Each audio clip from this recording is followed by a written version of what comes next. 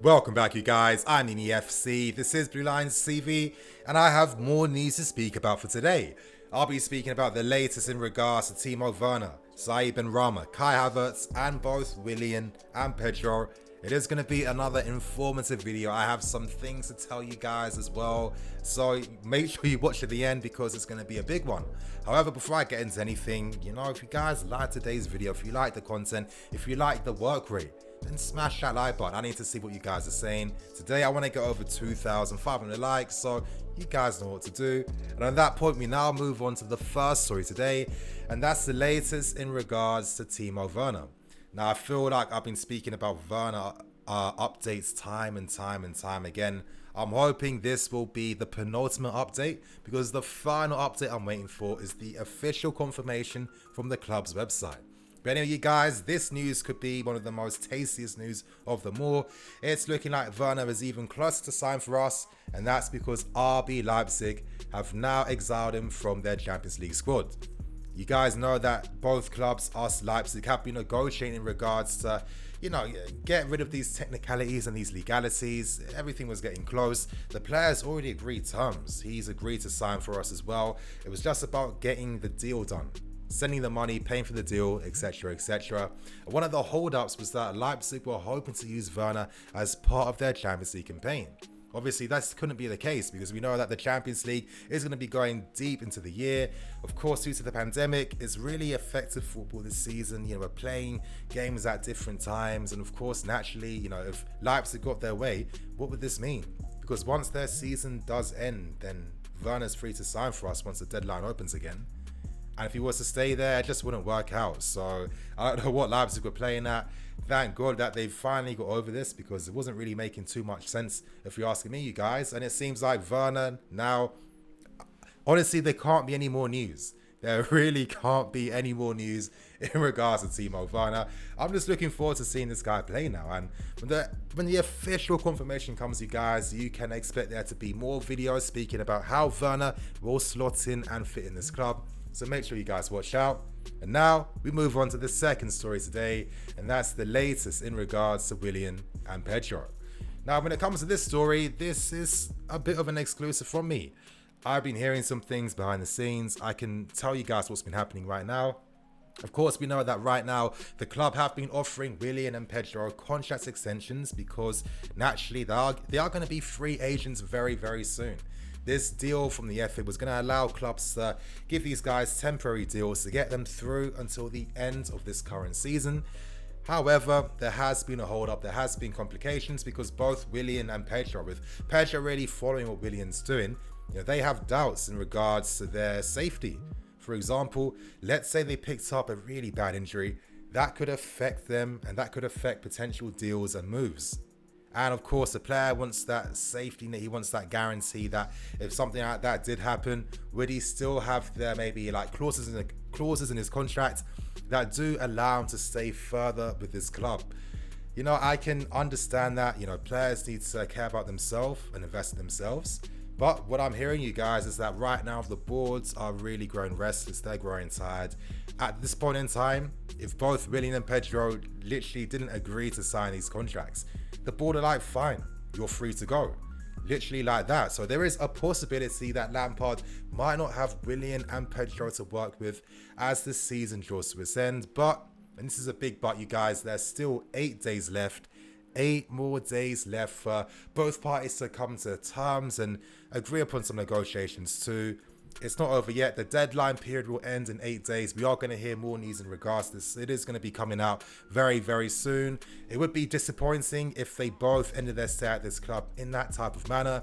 We need these guys, but still trying to secure Champions League football. But at the same time, it is quite complicated. I can't just say that these guys are the villains because, of course, they have every right to care about their safety. They have every right to care about their career. They have families. They have responsibilities. This is real stuff, you guys. This is real life. It's not like a Football Manager or FIFA. So we're going to see what happens in regards to this story, you guys. But anyway, we now move on to the third story today.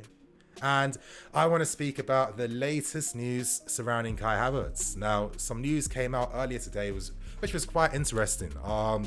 Obviously, Bayern Munich, they have interest in Havertz. It's nothing new. We know that clubs like United, Liverpool, Bayern Munich, Real Madrid and us are showing the strongest signs of interest to try and sign Kai Havertz and bring him to their clubs. However, an article came out today from The Telegraph. This was quite an interesting one. Basically it's revealing that maybe Bayern Munich currently might be the favourites for Kai's signature. Now, if I'm keeping things very real, you guys, I didn't get too much insight or context in regards to this story. There wasn't really too much to say. Of course, Bayern Munich, they've got ambition. They have plans. They're trying to sign Leroy Sané. It seems like their valuation of trying to get the player for 35 million was something that Man City were never going to agree to.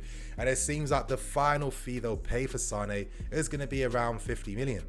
This article states that once they sign Sané, they are turning their attentions to Kai Havertz. They're hoping that Kai is going to be playing for them next season. They're going to make big efforts. And what this article suggests and states is that maybe Bayern Munich currently might be close to the valuation that Leverkusen want to let go of Havertz and to sell Havertz. So, this is interesting. Should be worried. And that's what I'm trying to tell you guys. I don't feel like we should worry just yet. Now, I do want to remind you, one thing I'm constantly saying is that Havertz is going to be a transfer saga. We know that every single summer there's at least one player that just does the rounds week in, week out. With Havertz, he's going to be another one of those players. Leverkusen right now, they want to keep their player. They are being strong. They're being stringent. They don't want to sell him for any less. And maybe if we were the only club interested in signing Kai, well, maybe Leverkusen could get what they want. But this is where maybe Bayern's more concrete offer or interest could work in our favour now, because this now means that Leverkusen have to play ball. Leverkusen have to speak to clubs. They need to negotiate. And let's say that Bayern Munich right now might be 5 million closer to the valuation that Leverkusen want. Big deal. That doesn't mean that we wouldn't obviously match their offers. Maybe we want to play that smart type of game where, similar to what happened with, what was the guy's name from Lyon that we were close to signing? Tolisso. Yes, Tolisso. He was a player that was going to be signed for the club when Conte was here, but during that time, Conte was playing AWOL, really just affected that deal. And then Bayern Munich came in, snapped up that deal, got everything wrapped up. And this was after weeks and months of work, negotiating with Lyon, agreeing to a fee. Once that fee broke out in Leeds, Bayern Munich sweeps in, snaps him up, and signed him. So we can apply those same principles to us. This is how the negotiation game works, you guys. Just because Bayern are currently leading in this report, which isn't even given too much insight or context, doesn't mean anything. This is going to be a saga. This is going to be long. There is no rush to get this deal done. If there was, we would have made an even bigger effort to sign him, because that's what we've been doing this entire window. So you guys keep the faith. That's what I'm here to tell you. I'm here to tell you to keep the faith. Don't fret. Don't worry. This Havertz thing isn't going anytime soon. But anyway, you guys, we now move on to the fourth, final big story today, and that's the latest in regards to Benrahma. Now, this is quite interesting, you guys, because with Benrahma, this report came out earlier today stating that we've made contact with the player. We're interested in making a potentially 20 million move to bring him to Stamford Bridge. And of course, maybe Benrahma could be a bit interested. I'm here to speak more about the story, provide some more of my own personal insight as well, and how things would really work out. Because of course, this story is going to keep growing and growing and growing. We're going to keep hearing a lot more of this. And one thing I can tell you guys straight away, I did the same thing with Havertz. I'm telling you guys this again.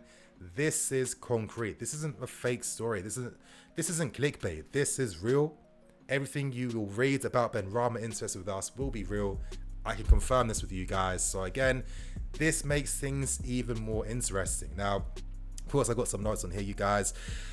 My first thing with Benrahma, obviously, is could he be maybe a bit of, I don't know, is he a player that we actually need?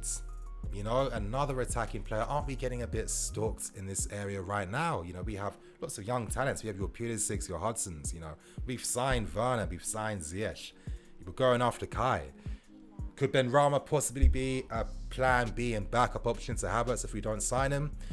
I'm not entirely too sure, you guys, and I'm going to explain to you why exactly I'm feeling this and thinking this. When it does come to him, let's look at our lineup for attacking players for obviously this season and how we could look for next season. Now, as you guys can see on the screen on the right hand side, this is our current attacking squad list. 3 strikers, 4 wingers, 2 cams. So that adds up to being about 9 attacking players. As you can see here, this is how our forward lineup could potentially look like for next season if we do sign the players we want.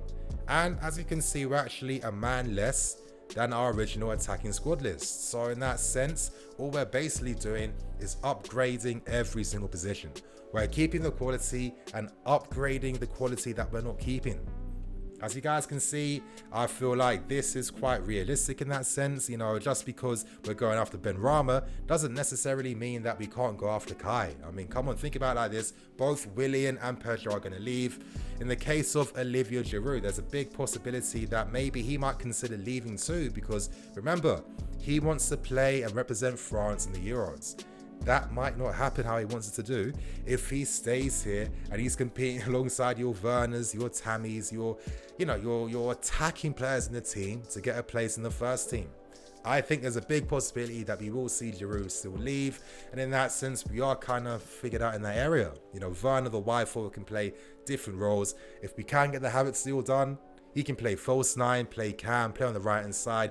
As you guys can see, there are options and these players are versatile. In the case of Benrahma, it is quite interesting because, I think our immediate thoughts are, why aren't we going after someone like a Jeremy Boga? How does that make any sense that we're not doing that? Sorry you guys, let me pop up on screen.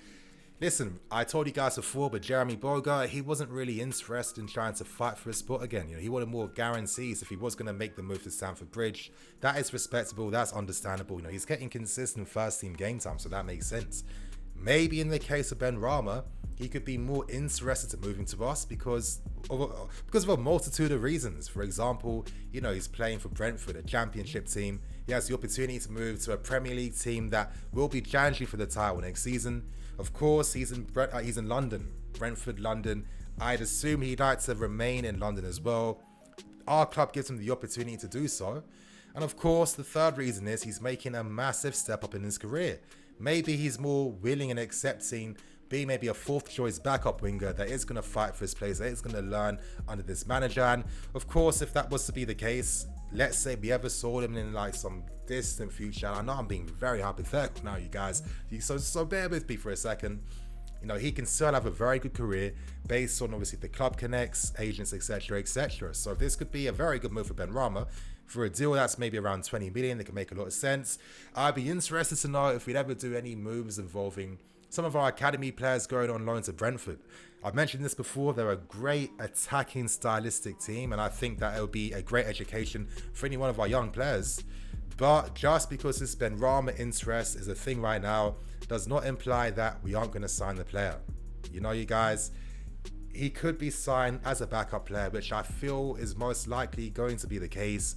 As I'm showing you guys on screen, this is how we could look like for this season compared to last season. And as you can see, we have more quality, more options, and more versatility. But anyway, you guys, on that point, I'm going to wrap things up. I'm going to keep things moving, and I hope you guys did enjoy. Remember to like, comment, subscribe. I'm Nini FC. This is Blue Line CV. I'll see you guys later with some more videos.